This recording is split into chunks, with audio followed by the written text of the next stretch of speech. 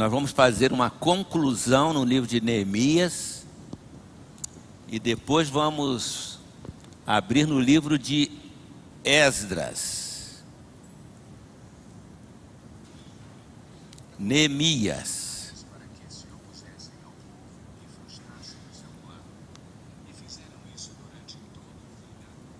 No capítulo 6.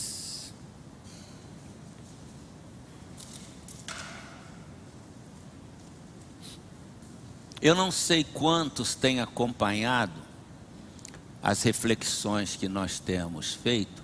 Só antes de eu começar, eu vou pedir para vocês pôr umas cadeiras aí atrás, aí, ó, tem lugar aí, que eu estou vendo que está ficando meio apertado já aqui. Lá atrás, põe mais cadeiras aí atrás para quem está chegando, por favor.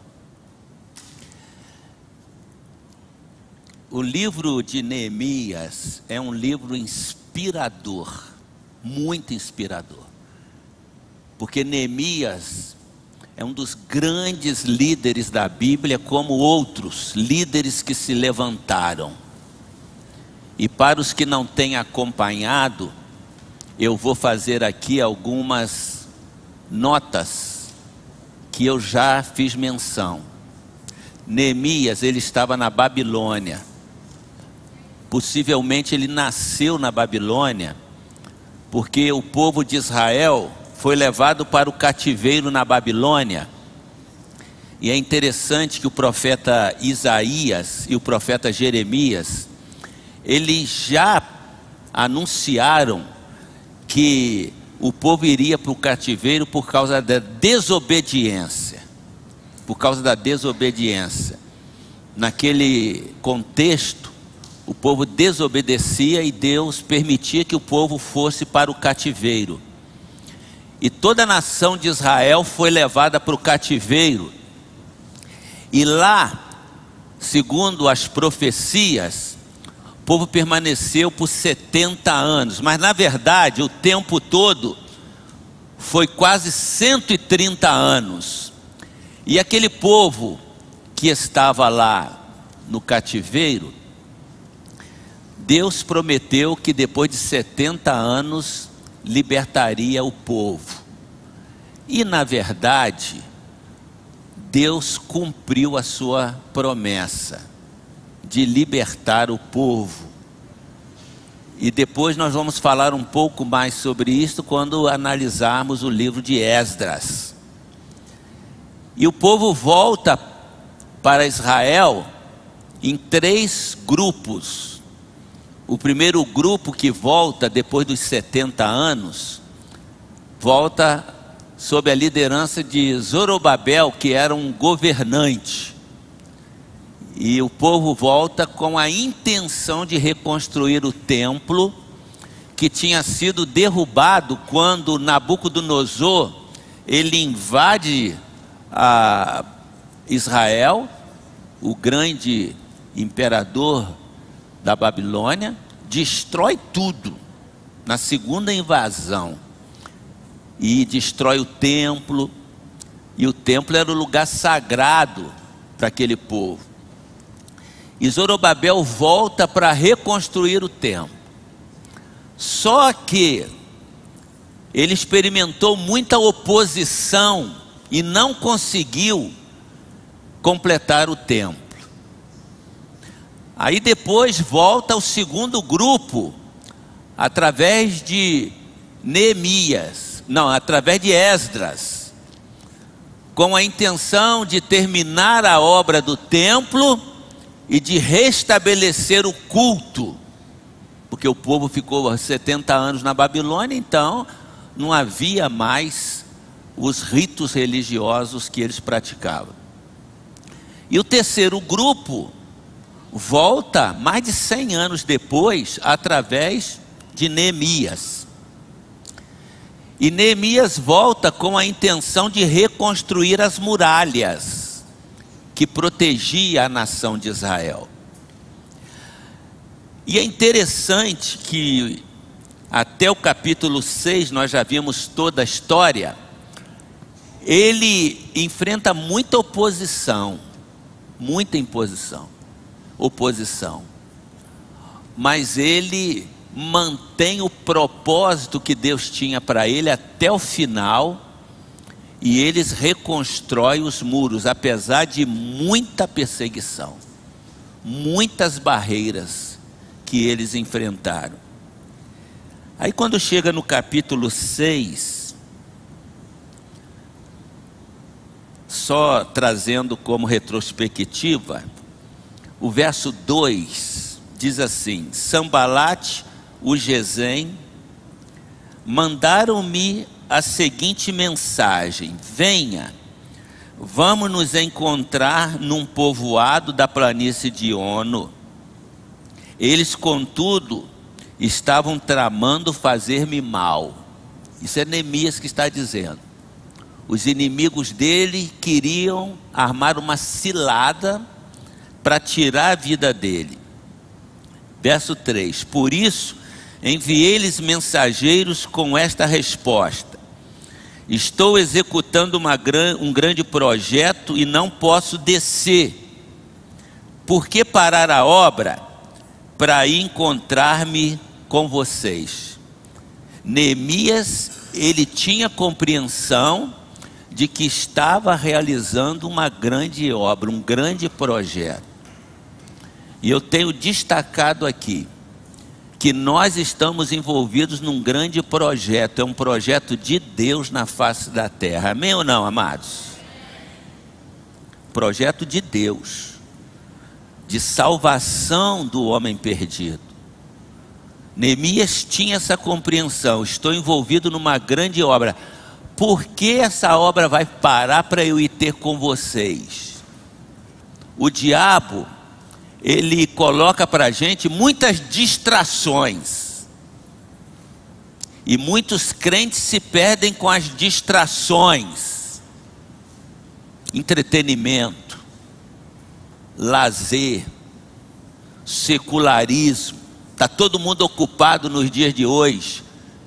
Ninguém tem tempo para fazer a obra do Senhor. São distrações. Mas nós temos que estar focado naquilo que é a nossa missão. Deus nos deu missão. Há uma missão a cumprir. Jesus morreu para salvar pessoas da perdição eterna e nos entregou esta missão. Nós não podemos perder o foco. Nós não podemos nos perder com as distrações. Estou realizando um grande projeto. Por que pararia esta obra para eu ir ter com vocês? Verso 4: eles me mandaram 4 vezes a mesma mensagem, e todas as vezes lhe dei a mesma resposta. O diabo não vai desistir. Ele vai fazer de tudo para te parar, para parar o projeto de Deus. Aquele projeto que estava no coração de Neemias era um projeto de Deus. E ele diz: por que eu iria permitir que esta obra parasse? E ele não cede à pressão dos seus inimigos. Verso 6: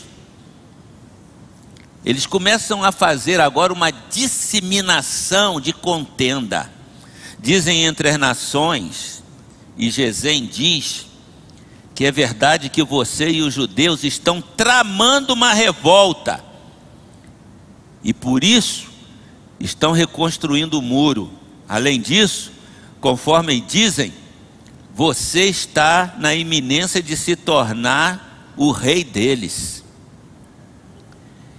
E até nomeou profetas para fazerem em Jerusalém a seguinte proclamação a seu respeito: há um rei em Judá.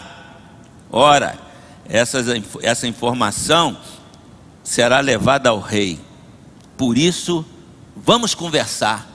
Já naquele tempo havia fake news. Eles fazem uma fake news de que Neemias estava fazendo um movimento para concorrer com o rei, o que era uma grande mentira.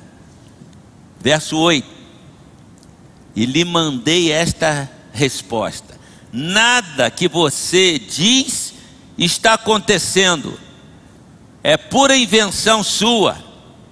Estavam todos tentando intimidar-nos, pensando: eles serão enfraquecidos e não concluirão a obra. Coloca isso na tua mente. O que o diabo pensa é que você vai desistir de Jesus. Ele vai arrumar problema na tua casa. Ele vai permitir que você seja cometido de doença, que você perca dinheiro, que você passe por lutas, por dificuldades. Eles tentavam nos enfraquecer. Aquilo era obra de Satanás. Nós estamos realizando um grande projeto. Nós estamos envolvidos numa grande obra. E o inimigo vai procurar nos parar. E qual deve ser a sua decisão? A mesma de Neemias. Olha o que diz: eu, porém, orei, pedindo: fortalece agora as minhas mãos, Senhor. Eu, porém, orei, diz Neemias, fortalece as minhas mãos. Não permita que eu me enfraqueça. Não permita que eu ceda às pressões que estou sofrendo. O versículo seguinte, 9. Um dia fui à casa de Semaías, filho de Delaías, neto de Meetabel, que estava trancada porta dentro. Ele disse: vamos encontrar-nos na casa de Deus, no templo, a portas fechadas, pois estão querendo matá-lo. Eles virão essa noite. Os próprios amigos de Neemias que estavam com ele já estavam intimidados. Eles vão nos matar. Então queriam preservar a vida de Neemias, por isso eles dizem: vamos para o templo, porque o templo era lugar de proteção. Mas no verso 11, Neemias diz: todavia eu lhes respondi: acha que um homem como eu deveria fugir? Vocês acham que eu devia fugir para preservar a minha vida? É o que Neemias diz.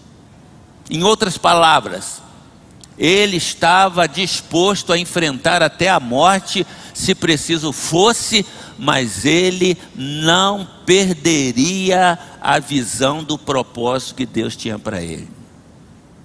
Entenderam, amados? A gente pode correr risco de morte, mas a gente não pode abrir mão da visão que Deus nos deu. Eu não irei, diz ele. Verso 12. Percebi que Deus não o tinha enviado e que ele tinha profetizado contra mim, porque Tobias e Sambalate o tinham contratado. Aquelas palavras que ele tinha recebido de se proteger para não morrer, era mais uma armadilha para que ele se escondesse e se revelasse como um líder fraco. Esta foi a conclusão que Neemias chegou. Era mais uma armadilha que ele estava sujeito a cair, mas ele não caiu nesta armadilha. Agora, quando a gente tem propósito, e servir a Jesus não é para frouxo não, gente. Servir a Jesus não é para fraco não. Servir a Jesus é para gente destemida. Olha a história do cristianismo. Quantos morreram em fogueiras? Quantos foram jogados aos leões? Morreram em cruzes? Não é para fraco não. E infelizmente hoje, o que nós temos de seguidores de Jesus fracos é um número muito grande. Pessoas que se intimidam facilmente, pessoas que se desencorajam: não vou mais na igreja, não quero mais saber de Deus, não quero saber de Jesus. Nós temos que saber que somos privilegiados. No meio dessa geração toda, Deus escolheu você. Você é um privilegiado, amém ou não? Nós somos privilegiados. Podia ser outro no teu lugar, Você não pode voltar atrás, você não pode se mostrar fraco, porque Deus vai te dar a vitória. Olha o que diz aqui o verso 15. O muro ficou pronto no 25º dia de Elu, em 52 dias. Quando todos os nossos inimigos souberam disso, todas as nações vizinhas ficaram atemorizadas e com o orgulho ferido, porque perceberam que essa obra havia sido executada com a ajuda do nosso Deus. Então, Deus, Ele ajuda quem é corajoso, quem não se intimida, quem não retrocede.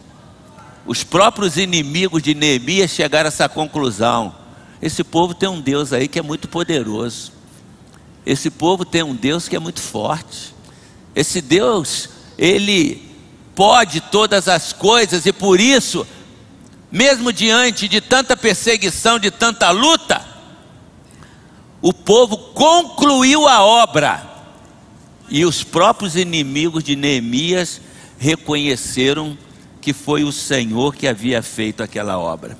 Amém, amados?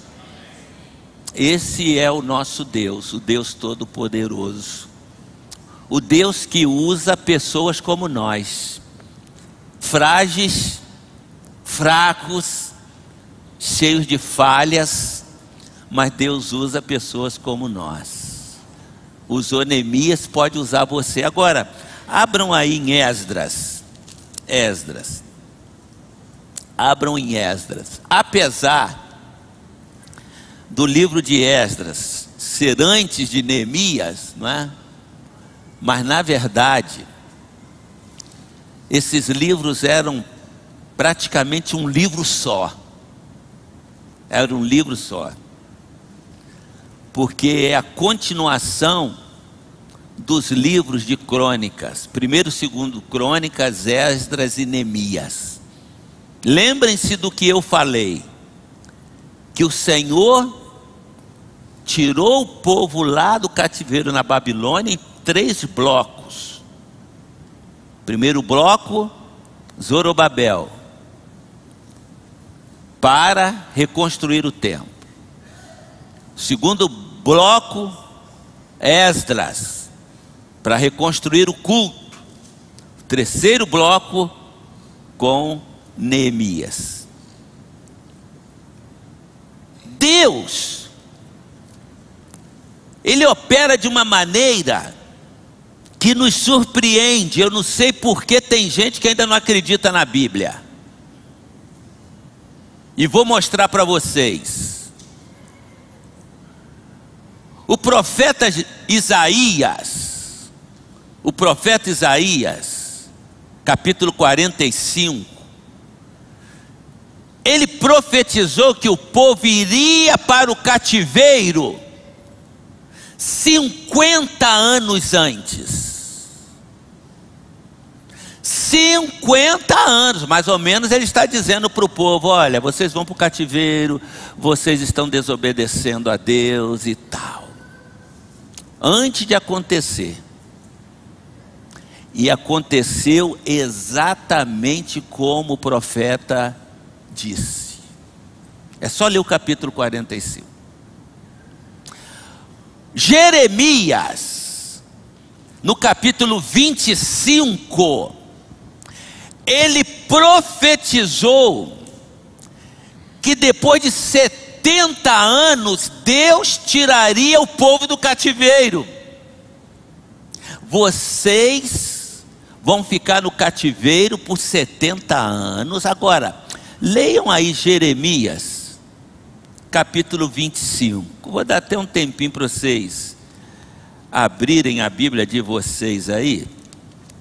Isaías, Jeremias, vê Jeremias, capítulo 25. A palavra veio a Jeremias a respeito de todo o povo de Judá, no 4º ano de Joaquim, filho de Josias, rei de Judá, que foi o primeiro ano de Nabucodonosor, rei da Babilônia. O que o profeta Jeremias anunciou a todo o povo de Judá e aos habitantes de Jerusalém foi isto: durante 23 anos a palavra do Senhor tem vindo a mim, desde o 13º ano de Josias, filho de Amon, rei de Judá, até o dia de hoje, mas vocês não me deram ouvido. E Jeremias, ele continua falando que o povo está rebelde diante do Senhor. Eles não ouviram a voz do Senhor. E aí ele vai profetizar que o Senhor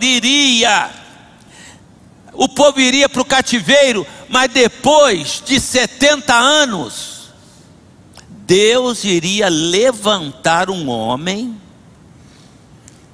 e o nome desse homem se chamava Ciro. Ciro era um pagão, mas o profeta diz: o Senhor vai levantar Ciro, e ele vai libertar o povo e mandá-lo voltar para a sua terra. Agora vejam vocês, as profecias eram feitas em tempos diferentes e com muitos anos de antecedência. E o que aconteceu? A Babilônia, que tinha o grande imperador, conquistador Nabucodonosor, foi o que levou o povo para o cativeiro. Mas acontece que Ciro era o rei da Pérsia, e a Pérsia dominou a Babilônia, e Ciro se tornou o grande imperador da Pérsia, agora com a junção da Babilônia. E exatamente 70 anos depois, Ciro, ele assina um decreto dando ao povo a liberdade para voltar para Jerusalém. 70 anos depois. 70 anos depois. E o livro de Neemias, de Esdras, vai registrar isso no capítulo 1. E eu quero que vocês abram aí no capítulo 1 de Esdras. Olha o que diz. No 1º ano do reinado de Ciro, olha aí.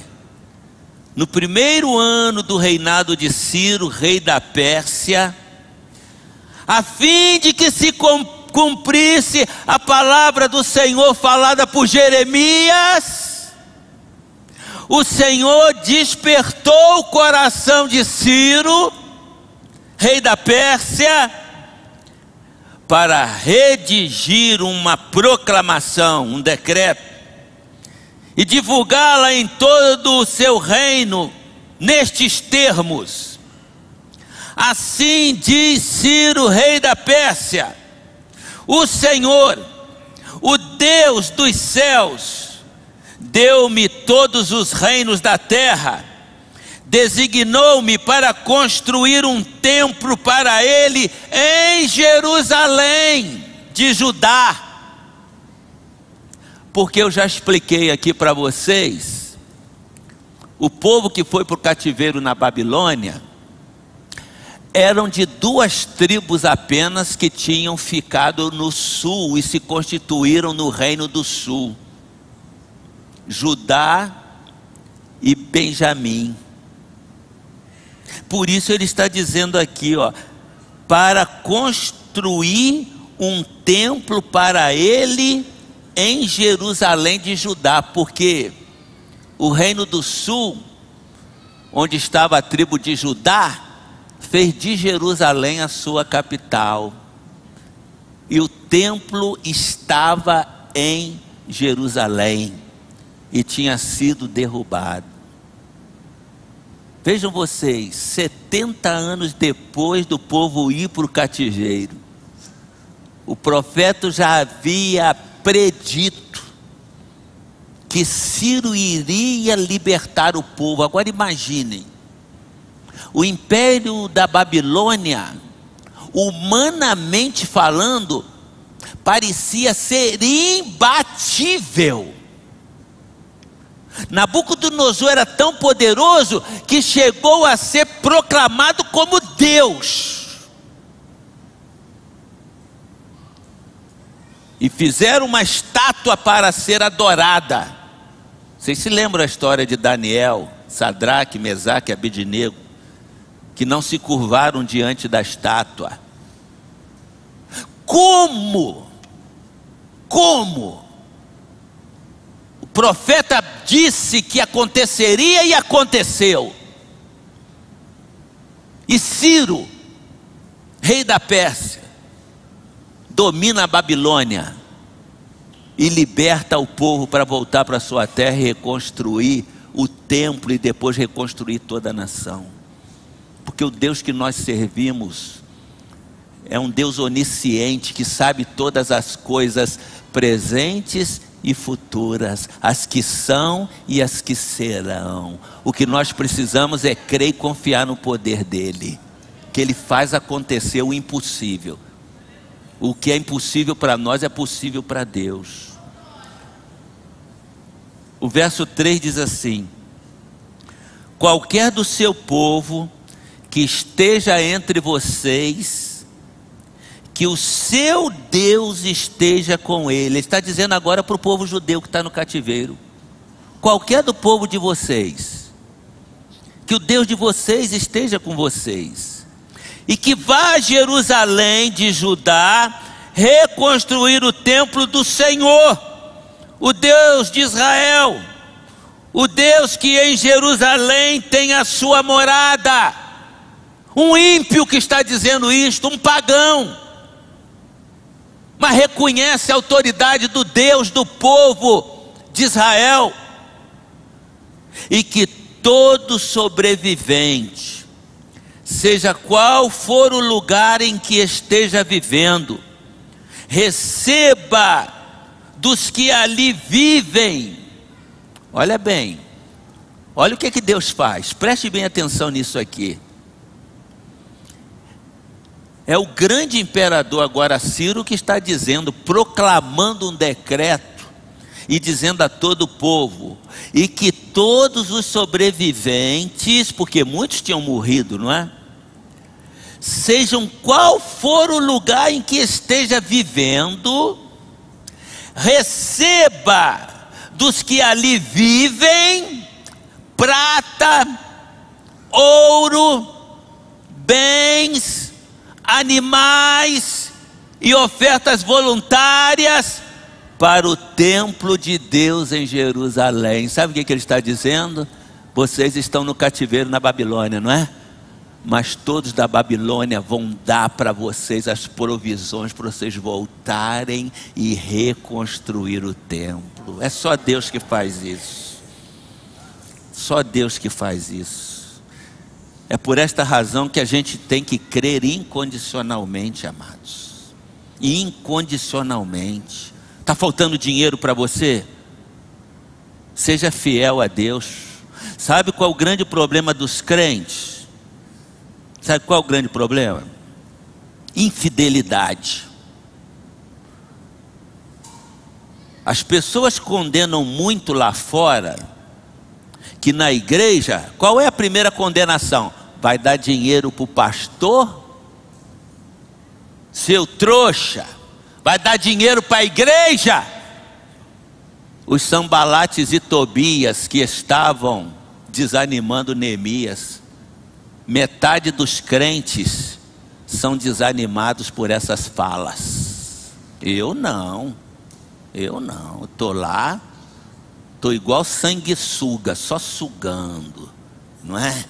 O pastor tem que preparar a melhor palavra para eu ouvir, o louvor tem que preparar o melhor louvor, ar-condicionadozinho para refrescar, o ambiente tem que estar agradável, mas pô, o meu lá eu não ponho não. O que você está dizendo? Eu não acredito nesse Deus. Eu não acredito que Ele vai prover para mim, não.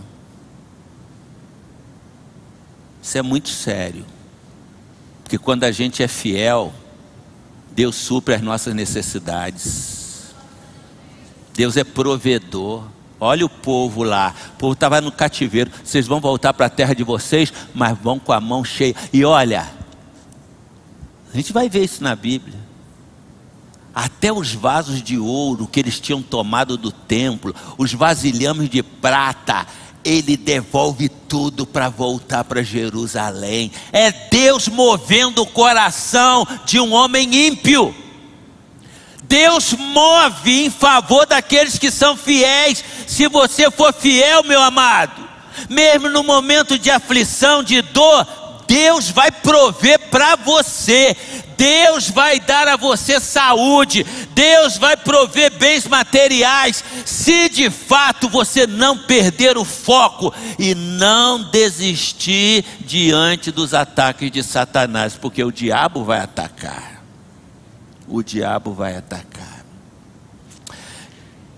Que Deus nos abençoe nesta manhã e que a gente possa compreender, o tema da mensagem, as mãos de Deus. Sabe o que significa? As mãos de Deus estão trabalhando. Você sabia disso? Só que as mãos de Deus não trabalham vazias.